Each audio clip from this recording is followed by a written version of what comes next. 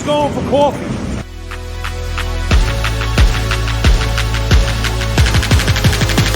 You going for coffee? So no one's going for coffee. Who's going for coffee?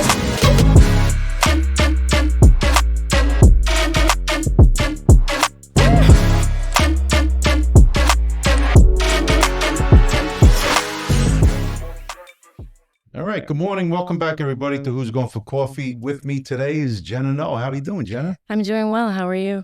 I'm doing great. I'm real happy that you're here, one of our sisters here in Local 1, and we're really happy to have you here. You're doing a real great job. Thank you. Yeah. I appreciate that. Yeah, we get, listen, we get feedback on everybody, and, everybody that we've talked to that's interacted with you it's nothing but positive stuff. So it's good stuff. Oh, that's great to hear because I actually am really enjoying myself in this career. It looks like you, because every time I see you, got a smile on your face. So something must be working for you here, right? Yeah, not to be corny, but it's just such an amazing, honestly, community to be a part of. Yeah. It's not just a job, it's a career. It's a community of brothers and sisters and people in our trade and people not in our trade. And just honestly, in New York City, that's also part of our community. Everyone, I feel like we're super lucky to work in an environment, like in a city as big as this one, to meet so many different kinds of trades and so many different kinds of people and so many neighborhoods. And we work in different states. Like it's a lot, and it's really enjoyable. It is. It's like it's a big melting pot, right? And there's always something different. Every job you go to is different, even if it's the same equipment or you're doing the same thing. It's in a different neighborhood. It's different and keeps you on your toes. Yeah, and I've lived in the city the last 16 years, so I love to drive. I can drive. I just don't have a car because of living in the city, and so I take the train everywhere, and that includes the bus, the train, the tram, the overground, underground, everything throughout the city. So that's flavorful as well. Oh yeah. So if I got to get somewhere, I could probably call you and ask you what train and what bus and what connection. And 100%. You probably don't need a map anymore, right? Yeah, honestly, and it's really working in this industry that has taught me the routes very well, because we go to the end of train lines. Like New Jersey as a whole, that's the Wild West to me, but it's fun. The bus system is crazy. It's got the light rail, the large rail, or whatever it's called, but it's like a puzzle every time to get anywhere. It is, right? And you look at that puzzle, it's like, it's just a bunch of squares and circles. What's the big deal? And you get somebody from out of town and it's like, oh my God. But even for me, working here, for the past 12, 13 years, we'll go into the city and it's that either the N train or the 7 train, and that's it. And I still got to look at the map, and I'm got to make sure I'm going to the right place and what's the stop. And nobody gets on that train and looks at the map. I'm the only guy looking at the map in the train. I feel like a dope sometimes, right? No, I'll look at the map. So you gotta figure out where you're going. So I get it. Yeah, totally. But it's great to have you here. But talk a little bit about your path, like how you got here. What was the the decision-making process or that chain of events that brought you to us? Totally. It's an interesting one for sure, I think personally, that really had to do with curiosity, patience, and honestly, a little bit of luck. I used to work in museums for 8 years. I went to college for a degree in history. And then, started working at museums around New York City, selling tickets, giving guided tours of boats, the historic ships at the South Street Seaport. And that all came to a head during the COVID-19 situation. I was the manager of ticketing at an institution at that time. And when the events went away, the ticketing went away. And so they downsized by about 25% of their staff. And so it was the first time in my life I didn't have a plan or, a job. And so I had spoken to my father, who is in Local 157 Carpenters, and he has been my entire life, over 30 years now. And I was like, hey, you got in the trades in your 30s. Would you recommend it? Did you like it? And he was like, yeah, let me ask around. get some more information for you and whatnot. And it was through him, through a shop steward on his job, that told him about the new program, non-traditional employment for women. Right. And so I looked into that and was like, oh gosh, this is great. Like, this has been here this whole time and I had no idea. And not that I wasn't seeking it out, so that's why I had no idea. But yeah, I went through that, and it was a little tricky because it was still COVID-19 protocol. So it wasn't, I've spoken to other women who have gone through it, and from what I understand, it's an in-person situation. Right. But for mine, it was mostly online. And then the carpentry aspect wasn't until like another 6 months later, because just with the safety protocols and whatnot in 2021. But yeah, I went through that. And so I was doing odds and ends jobs, going through new, getting certifications, things like that. OSHA 10, they offered, and first aid and things. And around the summertime, I believe, this is where the luck comes in. My dad was at a golf event where he met, from what I understand, through mutual friends, Mr. Brendan Loftus, and they got to talking about being in the trades and whatnot. And my dad was like, commiserating, my daughter wants to get into the trades. And he's like, I don't want her to be a carpenter. It's so tough on the body and blah, blah, blah. And Brendan was like, has she ever thought about elevators? And he was like, oh, you know what? I'll ask her. Like, I don't know. And he told me about it. And in the new program, it's super great because they give you this really like almost textbook thickness of descriptions of the trades all throughout New York City, and that they work with. And so I had been going through that, and my dad was like, just give elevators just a look-see. And so I did. And through the new program, they also have trade speakers who come, who are current employees, like with different locals throughout the city. And someone who actually works for Kone now, she came and spoke to our class, and I was like, damn, that does sound really cool, like, and really interesting, and really, I love puzzles. I love challenges and just, things that get your brain working. And I was like, that seems really interesting. And so I looked into it more, and with the new program, you give them your top 3 choices. And so I said elevators is number 1. And then I waited another, I think like 4 or 5 months, and then the recruitment opened. And so I got to take the test with other new participants and helmets to hard hat participants. And then, yeah, I think I waited about another month or 2 and then got hired. So you didn't do a big recruitment. You did a little mini, when we do those little, I'll call it a mini recruitment, when we reach out every once in a while to our direct entry programs, right? Yes. So I remember when you came in with new helmets, and then there were probably construction skills had some people, probably 25, 30 people over the course of, come take the test, come in and do the interview. Yeah. Yeah. So that's how I got here. That's almost 4 years ago now, which is crazy. It is crazy. It goes quick, man. It does. That was probably maybe the first round of testing that we did after COVID. Everything kind of shut down, and our recruitment there, during COVID in March of 2020 got shut down. And then we wound up doing a recruitment. Well, we like doing the mini ones with the direct entry programs. It gives us an opportunity to, for the programs to send us, good candidates, and we treat it a little different than recruitments. Yeah, we try and do it the same, but it's a little different, and we're successful at it, man. We really get some really good talent. You're one of them that came is doing real well. Yeah, one of the girls actually that I met at that tiny recruitment, we're still friends to this day. She's a Mid-American, I think, and she's one of my closest friends in the trade. And we met that day taking the test together. She went through new as well? Yes. Yeah. We didn't go at the same time, but she also did. So what would have, if you didn't come here, if you didn't go into trades, what would have been the plan for you? I mean, you were in the museum business. I mean, once that came back to life, do you think you might have gone back to that? Or I did have the opportunity to, and I turned it down, actually, because I was already on this path towards the trades. But if not for the trades, I was really going between maybe tech, coding. I started to learn coding for fun throughout the quarantine situation, because I just, like I mentioned, I like puzzles, I like problem solving. And so I figured, it's either tangible, hands-on puzzles, as in building elevators or working with tools, or using logic in the computer. And at the time, there was so much uncertainty, it felt like, in 2020. And I thought, maybe some tangible life skills, learning how to build, a boat or something if I have to sail away, felt more fulfilling. Yeah. So I ended up going that route. But if not, yeah, probably something with computers or programming.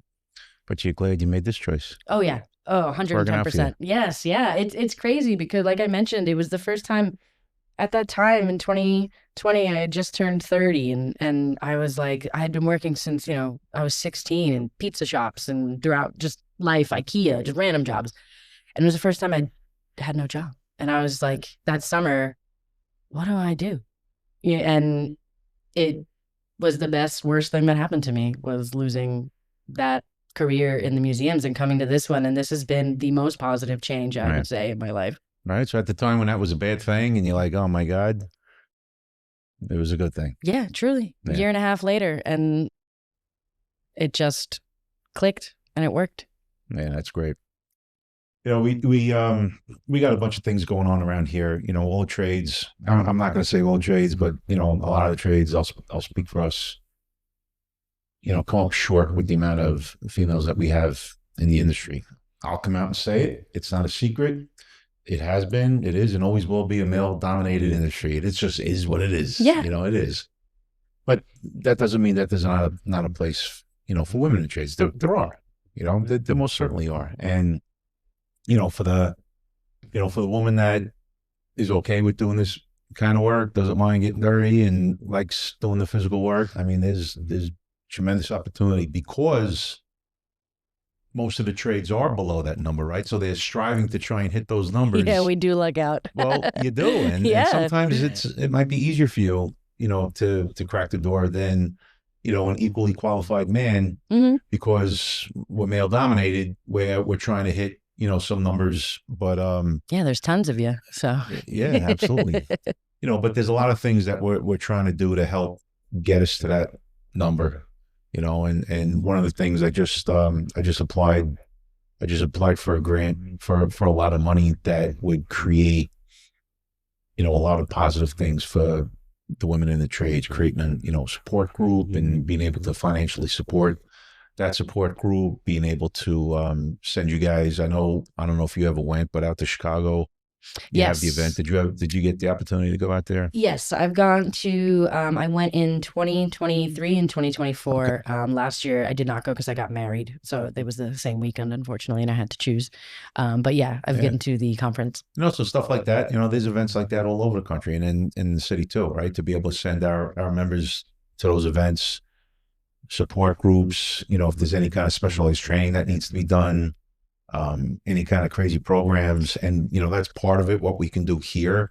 But the meat and potatoes of that grant, if we get it, is more for outreach, right? Going out into the communities, going to the schools, the vocational schools, the engineering schools where the women are, and bringing you guys with us to help sell the trades. Yeah, right? 100%. And that's a big part of, what it's all about. So we're going to know in a month if we're successful. I hope we are. And if we are, it's a big project that we're going to do. And we're going to be reaching out to you guys to, to help and be part of it. Going out to these events. Listen, if I go out and speak to 30, 40 women, okay, I might be able to say some things that attracts them. We're talking about money benefits and all kinds of stuff like that. It resonates a little more when somebody like yourself and some of the females that we have here that can speak on it and say, hey, this is the real thing. This is a place that you can strive. Yeah. Right. Don't be afraid. Like when we do recruitments and it's 1,500 applications, the last one, we have 30 applicants out of 1,500 females. Right. And out of those 30, I bet you there was a good 10 of them that were there with their husband or their, right. That's all they're there for. So they don't count. Now we're down to 20. And then the other 20, and you wind up with just a handful of, legitimate candidates. 100%. I think you guys are out there. We just got to find you. Yeah. It might not be the traditional recruitment. Yes, Noe can produce, and we can even go to helmets and say, hey, female veterans that are coming out of the armed forces, but going to these schools, like Alon, right? Yes, So yeah, very Alon well. was going to electrical engineering, right? Going to places like that, and trying to sell what we got going on here to them. Yeah, And that's even if you awesome. find one or two, I mean, listen, we get a dozen Alons tomorrow, and like, wow, we're in good shape. Yeah, definitely. No, that sounds awesome. Yeah. That'd be great, because I think that's it too, is you don't always realize what the opportunities are for you, or even if you'd be interested, or maybe, it's an intimidating idea, the idea of construction just in general, or just hard labor, or just any of that. And then having a real life, tangible human being in front of you that says, I can do this and you can do this. Sometimes that's all it takes for someone, truly. So that would be great. And you find out next month. Yeah, we'll find that next month. Cool. Listen, the odds are against us to get it. It's a lot of money we're asking for, but you take a shot. Yeah. Lightning strikes people every day, so that is so true.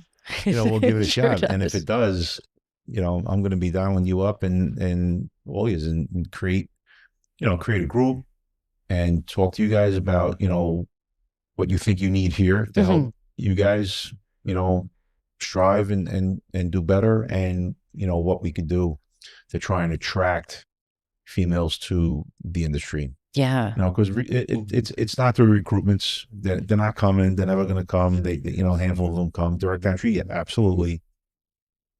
But I truly believe going to, educational facilities, community schools, it doesn't matter, vocational schools, and get in front of their student body and their women that are in there and talking about it. And even if it's one or two people out of 30 or 40, that's fine. We go to the next one and we get another one or two, and we go to the next one. And there you go. Yeah, it's just about outreach and engagement. It is. But I think we got to do a better job, with outreach. We just can't hang our hat and say, well, we tried, we put out an application and, 30 applied out of 1,500. We got to do a better job. Yeah, no, I hear you. And it's hopefully we get this. It'll be better, but it'll be better because we include you guys. Because you're the ones that are going to have the ideas and say, hey man, you're doing it all wrong. This is what you got to do. This is what we want to hear. Right? I don't know what a female wants to hear. I think I do, but you guys will resonate. A whole much better. Yeah, I definitely think so. I have a friend who's a teacher. She's she teaches like first and second grade at a public school in Brooklyn. And for the last 2 years now, I've been doing career day at her school with them. Yeah, and so it's all the teachers, it's like friends of teachers and family members and whatnot. And she asked me 2 years ago to start it. Yeah. And it's elementary school, so it's, I think, it's kindergarten through 5th grade, but it is super fun. They know me now as the elevator girl who comes, and the kids, they come up to me, they have their little vests, their little construction vests, and when they have the little fake hard hats, the elevator girl, and they send me afterwards like drawings of me and, I guess, on an elevator, their interpretation, and even just that, like, they're obviously too young to really put that forward, but or make moves like at that age, but it's kind of planting the seed, and that's been super fun. And so I'm just already brainstorming of how to do that with people who could take the next step and really get involved and come through open recruitment or direct entry. Well, listen, I think you would do a good job, and I'll probably dial you up and ask you to get involved. We just decided, the JC decided we're gonna have recruitment starting in December. Oh, great. All right. So that's when we're going to open up our application. I think December 22nd is the day. So, now is the hot and heavy time to go out into these, out to these schools and do outreach. Yeah. We're not talking to elementary school kids, it's talking to a the little seniors. different. It's different, but I've been doing it for a long time, and you go and you see the glazed look, especially from, the women that are in there, like, who's this guy, So I think, we'll probably ask, some of you guys to come help us out and be part of that message that we send, at these schools. I go back to my high school every year, and it's even the high school kids are tough, you know, because if you think about it, there's not too many people that coming out of high school they want to enter the trades, right? They Yeah. still, oh, hold on, bro. I'm going to be an NBA player. Or Yeah, I'm going to work for SpaceX or Right. you know, I'm a YouTuber and all that jazz. I'm like, God bless you. Because we do need all those people. I watch the NBA, you know, I get it. Yeah. However, there's a point in time where reality sets in for most, and they didn't become the NBA player or the rock star, unfortunately, you know, and then they fall back on, hey, wait a second, that guy that came to my school or that woman that came to my school or my neighbor, my friend, you're talking about the building trades. Let me think about that. Take a So little look. that's why I like going to the colleges, because they're a little more advanced. That they have a little better idea what, you know, what they might want to do Yeah, than definitely. high school. It's still good though. You see people that are, you know, they're looking and they know, hey, I'm not going to college. You know, I can't, you know, but whatever. And then the trades, you know, become a real opportunity for them. So let me ask you, so your father's a carpenter. Yes. So if he was not a carpenter, let's say that he was an architect somewhere, building whatever. Yeah. Somewhere. Would this have happened? You know, like, so it was your father's connection with Brendan Yeah. at a golf outing. Now Yeah. listen, hey, A everybody, chance you know, encounter. my wife yelling at me, yeah, playing golf again. That's where everything Yep. happens on the golf course. Reference it right back here. that Everything it's- happens on the golf course. Success can be made on the golf It's course. the greatest business setting is the golf course, right? So, right? But think about it. Yes, If your father wasn't a carpenter, you think you'd be sitting here? Probably not. Honestly, yeah, because it really becomes a part of your life. Like I grew up going with him to jobs, like because he's a carpenter with the union, but he did wood flooring like my whole life. Right. And so I went with him. I learned tools at a young age, and as I got older, you know, I've helped him install flooring, and so I feel like it's also important to emphasize how ingrained the trades and just kind of, I don't want to be like cliche, like it's a lifestyle, but it really is, you're super involved. It's involved in every aspect of your life in ways. And so I also, if I didn't have that growing up, I don't think I'd even have that inkling of, hey, I need to make, you know, a life-changing decision. What did you do? I don't think I even would have thought about physical labor, Right. because it wouldn't have been part of my life growing up at all. Yeah. So I'm grateful for that, because he really made sure we knew, you know, how to change a tire and how to change oil in your car. And I'd say me and my younger sister, he was like, you're going to be very adept and be able to do whatever you need to do to survive in this world. And so I'm grateful for all the things that he taught me growing up. And again, I think that comes from his handiness and working. So I was lucky in that That's way. great. Yeah. You know, we talk about in the trades, we use the term generational wealth, right? And some people think, oh, you know, it's you know, we're in this trade, and then your son comes into the same trade. It doesn't have to be the same trade, right? Getting into the trades, your father's a carpenter in the trades and brings you up, and might have taken a little time, but steered you in this direction.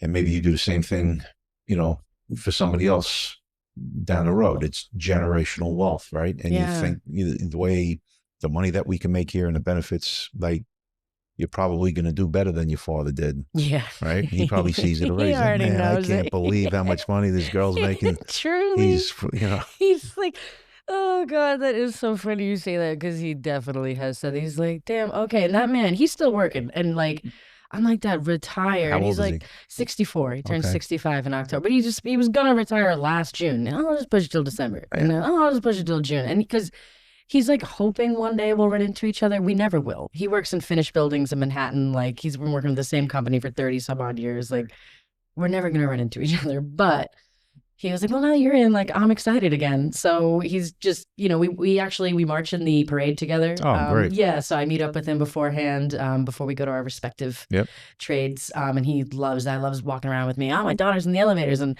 I had one of his apprentices once, I met him for lunch or something. And this guy did not believe me and was like, show me your card.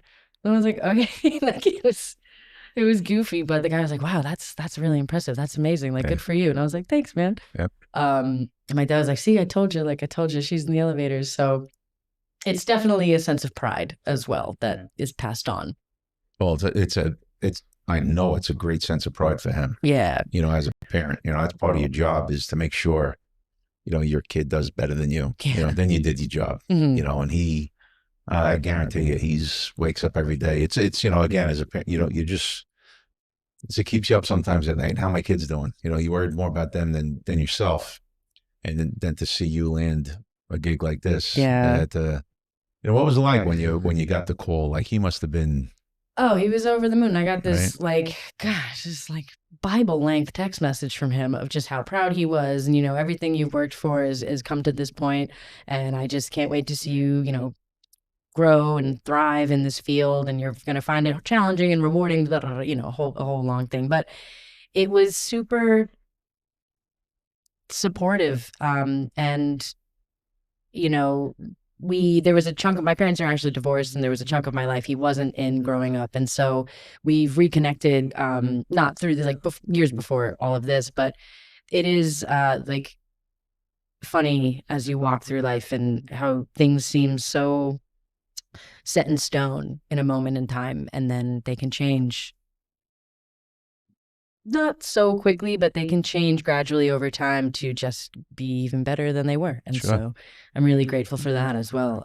And yeah, it was super exciting to call him. I called him first, obviously, when after I got off the phone. I think Lee Perone called me to tell me, and I called him right after. And you know, thanks for golfing. It's really, you know, like really benefited me. And I called Brendan and was like, you know, thanks for so much for talking to my dad. And he's, you know, he's a lot. He's a lot to put up with. Does he still but play? He does. Oh yeah. You know the what? man So will that's a never great stop. gift. Just a sleeve of golf balls every time. That's like this, you know, throw in a stocking. And this is just, you know, hit him yeah. well, try not to lose them all in one round. But this is just a, you know, a reminder of, you know, where this all started. Yeah, know? no, and you know what's funny is he got a friend out of it too, because now him and Brendan do go play, and they'll go play together. So I'm like, you're welcome for your new friend. You know, that really solidified that, and I'm super grateful to Brendan as well, because he's been someone who's been like a lot of a mentor and Sure. throughout this experience, and so that was super. Again, just a means of support within this institution, this local, this union, all of it. That was like my foot in the door, and then it's just opened it to so many avenues of different individuals and of all kinds of backgrounds and knowledge base and stuff. So listen, Brendan was a big advocate for you. I remember, you know, I remember like yesterday that whole, you know, that whole mini recruitment. Yes. And Brendan's just in my ear, man. Jenna Noe. Remember the name, bro. You're gonna remember the name. Like, all right, whatever. I know, right? I'll be the judge of that. I appreciate it. You know what? The jury's out. I still got a long way to go, but so far I think it's been okay. No, it's been more than okay. It's been great. You can say it. It's been great. You know, you've been doing well. You know, you've been doing well. Thanks. And you know, you only have up to go. Right? There's a lot of opportunity here. There's a lot of it's trailblazing too, right? What you're doing for what's coming behind you. Yeah. Right? Being able to come in and strive and, you know, make it easier for us to make that decision. Let's get another Jenna, right? Let's get another Alon. Let's get another, you know, I hate saying names because I leave people out. Yeah. No, I hear you. It just makes it easier. You know, you might not think of it that way, but I'll put a little pressure on you. It becomes a big responsibility, right? Because you're setting the tone for what's coming behind you, right? The women behind you, and you know you're successful, and you know the young ladies that are here now are very successful, and it makes it. I'm not gonna say easier, but it makes it something. But to be able to go back to that well, go back to new, or go back to, you know, maybe some other method that we create, or you might say, hey man, these are all dopes and you don't know what you're doing. This is what we got to do, right? We want to pick everybody's brain on to do it better. It just makes it easier, you know, when you guys are successful, and you're really doing a great job. Like, look at Alon's teaching, Kira Mack's teaching, right? Doing a great job. They're trailblazers, right? They're setting you know, blazing their own path for, you know, for everybody else coming behind you. Truly. And like, they came before me. And so Yeah. it's like, it's fun to be in this line of succession of just passing the torch and just keeping it burning the whole time, hopefully. Listen, you have to. Yeah. You have to, because if you want to collect that pension, Yeah. Right? Yeah. Well, that's true. the person that's going to contribute is like 2 right now. Yeah. Oh, God, that Right? is crazy to think about. Well, think about it. You know, I'm going to retire in a couple of years, or Yeah. whatever, but you can't have that attitude. Anybody that says, I got mine, you got nothing, pal. You got that. Those contributions got to continue. You know, right? You're the one that's making those contributions for me, right? But for the person, for you, Mm-hmm. they're on their hands and knees crawling around on the floor right now. Yeah, hopefully Right? with So like a it's- baby it's- hammer. You guys, we got to help you keep this thing going and make Yeah. it stronger. Yeah. Yeah. And you're doing a great job.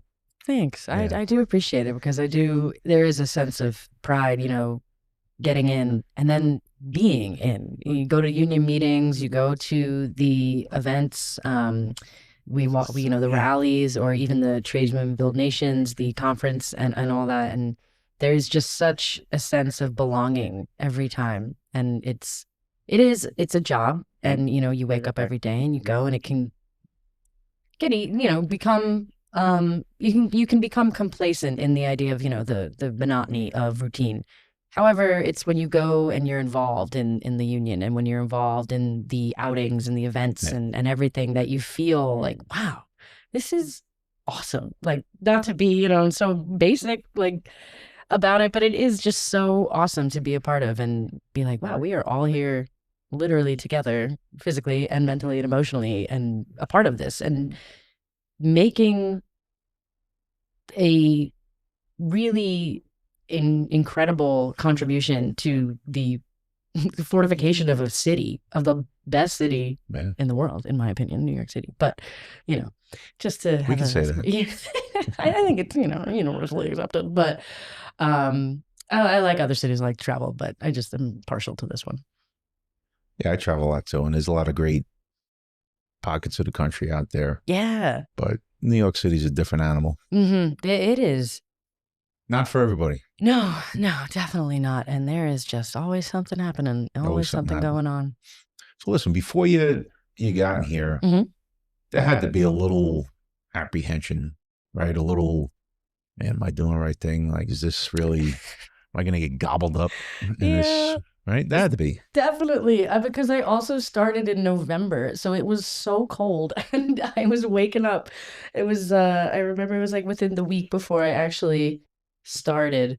And I was like, what am I doing? Like, I'm going to work. What kind of job were you on? That first job? Was it construction or my job? Yeah. So I started in new construction. Okay. And it was a building that did not have its windows yet in Astoria. Nice. Yeah. So, and it was late November.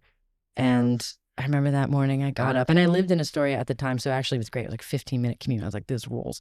This is great. I was like, wow. Sign me up. Forever. Yeah. And meanwhile, today, Far Rockaway, an hour and a half from my apartment now. But anyway, and it was like, I got up, I think, I didn't have to leave my apartment till like 6:15, right? Get there at 6:30, get there early, make a good impression. So I got up at like 4 because I was like, I'm going to stretch, I'm going to drink water and like have my whole morning. And then as soon as I stepped outside, I was like, what am I doing? I'm so cold. Like, I'm definitely unprepared. I just got my boots like 2 days ago. I was like, these aren't even broken in. I was like, what? There was apprehension. I'll be completely honest. And then, after that first day, I muscles hurt that I didn't know I possessed. I was like, oh my God, wow. And I was like, well, I'm going to keep doing it. My parents growing up, if we started a sport or we started a extracurricular activity, it was very much like, all right, you're going to do it until it ends. You can't just quit in the middle. You at least got to try. And so that's how I've walked through my life and just always stuck with something, even if I didn't enjoy it. And it wasn't that I didn't enjoy that first week. It was just completely new. And so it definitely was intimidating. And then, yeah, like I said, almost 4 years later, here we are. And I'm always like, what's next? What's going to happen now? So that first night, so it was cold. It was. So you had to get home and just crash. Oh, yeah. Right? Yes. It was despite the very short commute to my hot shower and hot apartment, I think I laid in my bed, like just very still. And I don't even remember if I ate dinner. I might have just gone to bed because I was just so like, wow. Yeah, because I started, it might have actually been December 1st, I think. What was the job? It was off the 39th Ave subway stop off the N train in Astoria. Okay. So just an apartment building, like, oh, right near CMF, right around the block from CMF. Oh, okay. Yeah, actually. Literally around the block, and apartment buildings there. It was 2 cars in the building and separate sides. And my mechanic was starting, he had just started one of the cars. And so I hopped on then and had no idea what anything was. It was just you and the mechanic? Mm-hmm. Yep. And it was cold, it was dark, it was wet, and I had no idea what anything was, just looking at these giant pieces of machinery, like, what the hell is that? Like, he's talking about this governor thing, and I'm like, I don't know what that is. Who's the governor? The mayor, the governor? Like, I don't know. of the building? Like, who? Oh my gosh. So yeah, that first job was it's funny because I look back now and I'm like, oh, okay. That's what he was talking about. Yes, yeah. And I was like, wow. How long were you on that? How long that job last? When that was December, and I think it was around end of April or May. All right, so you're there for a little while. Yeah. How long did it take, like, to really start feeling comfortable, like where you're going and you're not nervous about what's, where you feel like you're contributing, right? Mm-hmm. You understand now, what he's talking about. My trajectory has been a little funky because right after that, I went to work with adjusters for a bit. And so I was a little personally out of my depth of understanding of what was happening, because I had just kind of built my first elevator car in the history of my life. And so to go to be with an adjuster was a little like, wait, hold on. What's that again? And then it was throughout the summer, I was with adjusters again. And so that was, again, just like kind of a new experience. And then I was back into construction about a year later, and I did that again for another like 8 or 9 months. And so I'd say probably like a year and a half, which maybe is a little longer than the average person in this industry if they're in one area of expertise for a certain amount of time, because I kind of bopped around. So yeah, but then that summer I was with a mechanic, and we were just banging out elevators left and right. Like Kone has this Mono 300, which is their like their smaller elevators, smaller stops, things like that. And so you can build them pretty quick. And you guys did start to finish? Mm-hmm. Yeah. Good. So I did, gosh, me and him alone probably did about 11 elevators. Wow. Like, and yeah, we had a great time. It was a lot of fun being back in construction. I was like, oh, this is, bang, bang, bang, wiring stuff and all that. And that was, yeah. But then I went back to being with an adjuster, and now I've been with adjusters again for another like year and a half. So it's been. So is that like the path you think you want to take? I think so. I think, I mean, I really enjoy construction, truly. I spent time in mod here and there helping a couple of the mod guys just for a day or two. And that was honestly super interesting every time again, we live in New York City, so you get to see these old flyball governors and these old, what's it called? Relays and just wild old stuff that you're like, whoa, that is ancient. And so that was super neat, but I haven't spent a lot of time in other areas besides construction and adjusting. And I do think my skill set might be more fine-tuned for adjusting, just because, and not because I'm a woman, but just I'm smaller. I'm fairly strong, I'd say, but I think my skills would be better utilized in adjusting and getting cars running and wiring and reading. I really enjoy reading prints. I was doing it before I came into the trades, working with looking at CAD drawings and things with the construction team at the institution that I worked at. So it's more familiar to me. And so yeah, and then because now I've been doing it mostly at my time here, so I think it's not a big niche of the industry to be in. It's definitely right, you can make a lot of money. You're not, listen, those guys are worth their weight in gold, but you know, smaller tool bag, you Yeah. know, destroying your body. Yeah. You know, you're the rock star that comes in at the end and gets that car running. I gotta say, Richie, it is so. Sometimes we go into buildings and the elevator, the adjusters here, they can do whatever they want, and I'm like, Yep. oh, thank you. You got a little, I'm just following him around like my mechanic, like a little duckling. But yeah, I'm like, I'm with him. Like we can do whatever we want. They said you got So, some clout. Yeah, it's No doubt cool. about it. It's cool. So I think so. If that's the route that my path takes, I won't be disappointed. But I'm open. There's so much. Yep. So much. And so I'm open to wherever the opportunity takes me, truly. No, it's good. It's good to have an open mind. Some guys come in and they only work in construction, only work about whatever. And I only want to work in construction. That's fine. Yeah. That's great. Me, I was a career service guy. I started in repair, and then, once I passed my test, I got thrown onto a route, and I was a route guy the whole time. Oh, neat. So for me, service is the best, right? So everybody, yeah. I never worked in construction and mod, a couple of construction jobs here and there to help out a little bit, but but to be able to bounce around like you did, and in a few short years, got to see some odd work, some construction, some adjusting. It's awesome, man, because you're seeing, and then it takes a little time to say, I did this, I did that, I did that, to be able to, form an educated opinion on what you want to do. You just come in and do one thing. Like these guys that come in and like the Vanderbilt that just got built, right? I know plenty of guys that got hired right when it started, and that's the only building that they worked in. Wow. Right? Same thing with the Freedom Tower. There's guys that came in as a probationary apprentice and passed the mechanic exam and never left the building. Holy cow. Right? So that's all they know. And they're like, that's all I want to do. It's like, oh, wait, there's other things to this industry. Don't thumb your nose to going into service or whatever. But it's great that you're getting a little taste of, the different departments. Yeah, I'm appreciative because it definitely, I won't lie, there were times because every time I got a new mechanic, it'd be like, oh man, I got to learn where the tools go and like where they like their things and how they like their stuff to be put away. But if that's the most stressful part of my day, then I can't really complain. Because it has been, everyone I've worked with has been so helpful in different ways. Yeah. And different. Some guys think out loud, some guys think in silence, and it's just a matter of really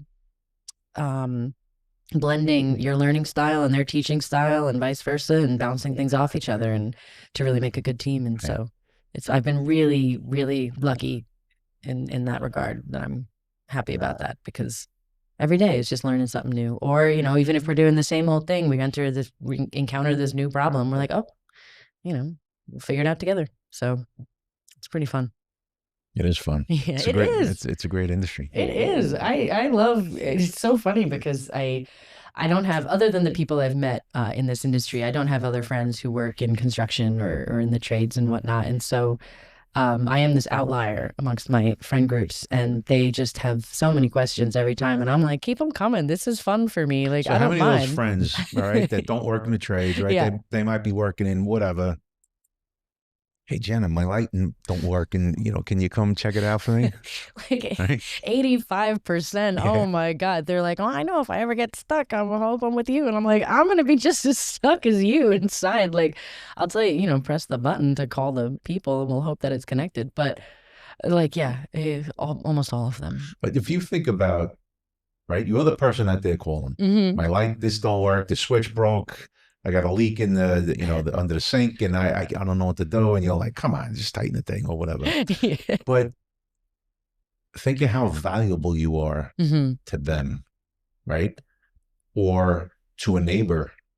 These people that work in these industries, and God bless them. And we need insurance people, and we need, right? Yeah. The tradesperson, they're ultra valuable. They're the ones that, they're saving everybody's day. Yeah, your neighbor's going, oh, my son's tire keeps falling off his bike. I'm like, well, you got to tighten that nut. I don't have any tools. What? Come on, man. You kidding me? Oh yeah, I literally, yes, I've I changed the lights in our apartment. I've put up TV stands, and you would think I invented the wheel, right? And it's great. It is. It is. It's awesome. It really is. It teaches you. That's one of the great things when we try and sell a trade to young people, the skills that you're going to learn Yes. that you can take home.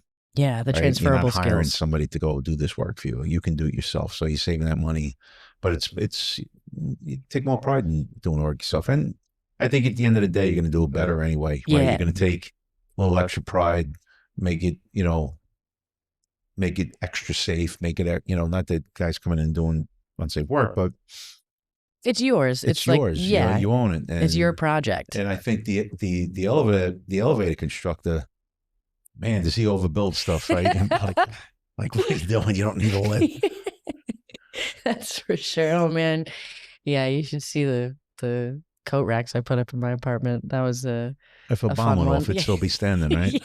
So the apartment's coming down, but your coat But rack those is coat racks are to the wall. without a doubt. Yeah, they're not falling.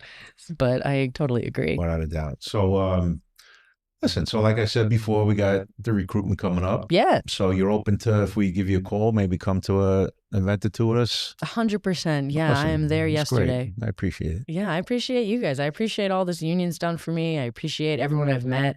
I love school, which maybe was revealing that I'm kind of nerdy with it, but it's fun to meet other guys and women in the industry who work for other, whether it be departments, but also other companies. And there's just so much to learn. And I've just been super appreciative of it all. Yeah, and I want you to get your wheels turning a little bit. Seriously, on how we can do a better job in outreach, right? Reaching out to, women, where to find them, Yeah. right? Yeah. Not just relying on a recruitment because, like I said before, that's not the place. We get some. We've had some women come through the recruitment. That's fine, but anything that you can, bring to the table to help us, because we want to do, our part in offering this great opportunity to everybody, Definitely. right? Women included. And I think we got to change a little bit how, what our methods are. Yeah. And I got some thoughts, but I want to really go to the source, you guys. Totally. And I'm sure you all have, some good ideas. Yeah. I think the sisters a lot of them would be definitely down to participate in that and way. I'll tell you right now, if we hit pay dirt on this grant, we're going to change things around here. We really are for you guys, creating, I don't know. Did you guys put together like a little women's group or maybe an unofficial one? Yeah, or? it's kind of unofficial. We meet kind of like biannually. We get dinner, drinks, and just chit chat and catch up. And then there is the conference. And so some of us do go to the conference and get to spend time together. And yeah, so it's pretty unofficial, I'd say. But it is definitely a sense of camaraderie. And, we have a little group chat when people can be involved and whatnot. And so I'm super appreciative of all of them too, because I met a lot of them when I was just a probie at that first conference, and they really took me in immediately, and I had no friends. I didn't know anyone, and we walked around Las Vegas, and I was just like, wow, these people just met me, but because, we're bonded by this experience and by this industry, it was a super warm welcome. And then I've just carried that through since. And so I definitely think most of them would be interested in growing that unofficial into official. Without a doubt. Yeah. That's just going to be a small part of it. Yeah. So keep your fingers crossed. I hope you do. I think you might be the first person I call. Great. And say, hey, Jenna, come on down. Awesome. We're going to be busy. I'm game. But give me one piece of advice for a young lady coming out of, let's say, high school, whatever, don't really know what she wants to do, right? If you had that person sitting in front of you and you're going to try and sell them a career in the trades, like, what do you tell them? Yeah, we can talk about money, exactly, talk about benefits and all that stuff. That's all great stuff. But what's like the one thing that you really have benefited from or have taken from working here, outside of making good money, outside of being able to go to the doctor whenever you want and take care of yourself, or knowing that your retirement's going to be taken care of? What's one of those other benefits? Yeah, that's the easy stuff, right? That is the easy. That's the easy stuff to talk about. To just say, and everyone's like, bing, bing, bing, check, check, check. Yeah, that fits all of my goals. I think it's really looking inward and asking what fulfills you. What will bring you fulfillment? Will hard work that benefits not only you physically but mentally, that challenges you.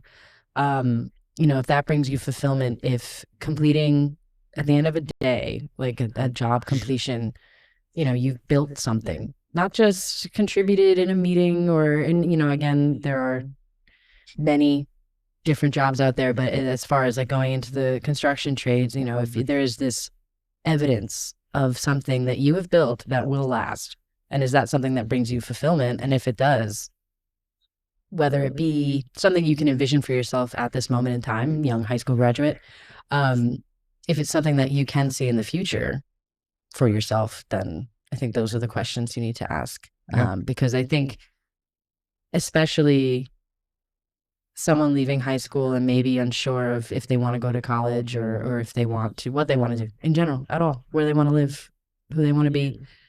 It's finding that, asking yourself that question. I wish I asked myself that at 18, because I think obviously I probably would have had a different answer than I do now at 34. But Right. what will bring you fulfillment and make you happy?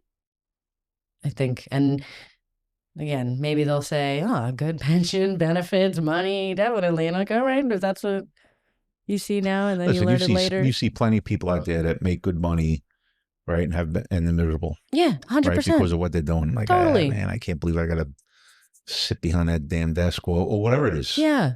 To be able to come here, I see very, very few people that dislike what they're doing. Exactly. They enjoy going to work. They're working with their buddies, building cool stuff. Yes. And then I can't believe it's 3:30 already. Mhm. We've been, shooting the shit all day and laughing and having a good time. Listening to and music, like literally. And then again, it's like you turn around and you look at a damn elevator and you're like, I did that. Yeah. That's cool.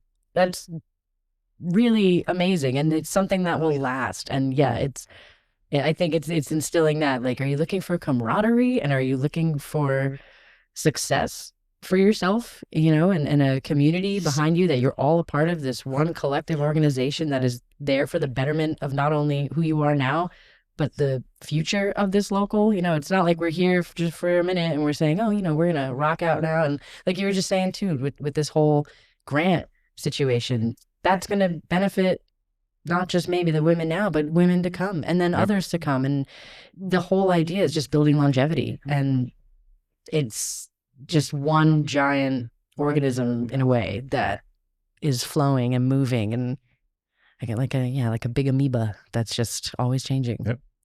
Good stuff. Yeah. I'll end this and circle back to a comment you made. So your father, as a carpenter, didn't want you to go into carpentry because it might be a little tough on the body. Yeah.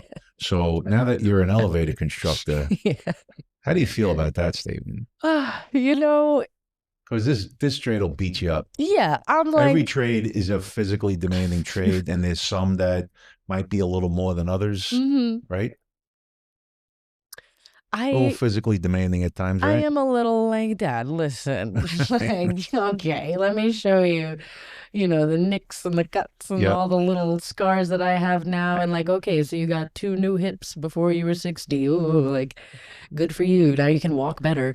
But no, I try to rub it in sometimes. I'm like, Dad, this shit's hard. Sure like, is.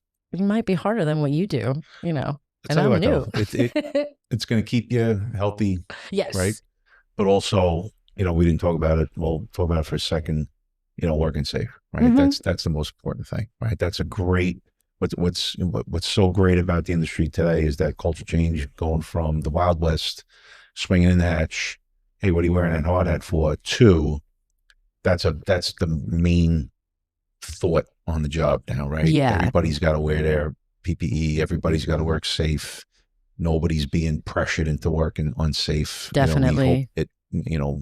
We hope nobody is getting, and that culture change is probably the best thing that's ever happened to the building trades. And it just comes from, just evolving from, a bunch of cavemen to, and that's what we want. A bunch of cavemen with clubs building, this thing, and now banging around and rails get into place. Nice. Listen, people still get banged up, and totally, and we still got to do a better job. So my message to you is just please work safe. Yes, right? always. And be those eyes on a job, even for somebody that's been in the business for 30, 40 years. It doesn't matter. We see people getting hurt that are in the business for a week and for 30, 40 years, maybe a little bit of that complacency, sets in, right? So everybody's got to be those eyes on a job, Definitely. and keep everybody safe. So I Jenna, agree. thank you Yeah. for coming down. I appreciate it. I said it earlier. I can't say it enough. You're doing a phenomenal job. Thanks. That I circled back to that day a couple of years ago, and Brendan getting in my ear, "Hey man, remember the name, Jenna." All right, pal. But he was right. Thanks. Oh, He was right. Thank you to you're you doing and to Brendan. Yeah, you're doing a great job. All you sisters are doing a great job. We're Yeah. here to support you. Anything you need, that you can reach out. Yeah, And one big happy family here. And you're a definitely. big part of it. Oh, You might not know it yet, but you're a leader here too.